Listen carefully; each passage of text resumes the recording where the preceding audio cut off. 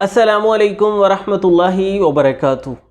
अगर आप भी उन लोगों में से हैं जिन्हें बहुत ज़्यादा गर्मी लगती है, गर्मी में तबीयत बेचैन रहती है, घबराहट की कैफियत हो जाती है, तो गूंद कतीरा इस्तेमाल करें।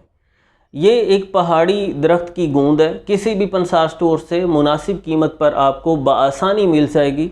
और इसके इस्तेमाल की क्या सूरत है इंशाल्लाह उस पर भी हम बात करेंगे। पहले कुछ मेन ख्वास मैं आपके सामने रखता हूँ। इसमें अल्लाह रब्बुल इज़्ज़त ने खूबी रखी है बदन को ठंडा करने की। ये हीट स्ट्रोक से बचाती है जो कि बहुत ख़तरनाक साबित हो सकता है। बदन में पानी की कमी होने से बचाती है, यानी डिहाइड्रेशन से आप महफूज रहेंगे। बदन में तलखी, घबराहट, बेचैनी की अलामात पैदा नहीं होने देगी। इसमें कैल्शियम है काफ़ी सारा, ये हड्डियों को मजबूत बनाएगी। इसमें उम्दा फाइबर है जो आंतों की इस्लाह करने में बहुत मददगार साबित होगा। कॉन्स्टिपेशन का जिन लोगों को प्रॉब्लम रहता है, अक्सर कब्ज़ रहती है या डायरिया हो जाता है, पेचिश लग जाते हैं, दोनों ही सूरतों में इसका इस्तेमाल मुफीद है क्योंकि ये इंटेस्टाइनल मूवमेंट को बेहतर करती है। आंतों में जो कोई वेस्ट मटेरियल है, फुजलात है, उसे धकेल के बाहर निकाल देती है। आंतों को अंदर से साफ़ कर देती है, जिससे निज़ाम हज़म की ख़राबियाँ भी दूर हो जाती हैं।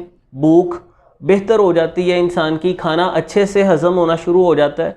ये बदन की कुव्वतों को बहाल करती है।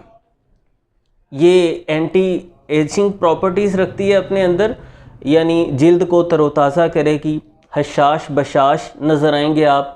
दौरान खून को बेहतर बनाती है, ब्लड सर्कुलेशन ठीक होगा। जिन लोगों का ब्लड प्रेशर हाई रहता है उनके लिए बहुत मुफीद साबित होगी। और मौसम गर्मा में एक शिकायत बहुत कॉमन होती है कि पेशाब गहरी जर्द रंगत का आता है, बहुत ज़्यादा बुरी स्मेल आती है, उसमें से जलन होती है पेशाब करते हुए।